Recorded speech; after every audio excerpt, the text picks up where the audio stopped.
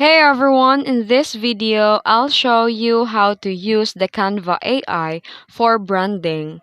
Let's get started. First, search for the Canva AI and click the official link. Then here, you can see the prompt box in the Canva AI and you can type your idea and click generate. The Canva AI will automatically generate ideas, social media posts, and brand visuals based on your prompt. You can customize your design by editing the fonts, colors, layout, images. You can also use the Canva AI tool to write or generate captions and brand content.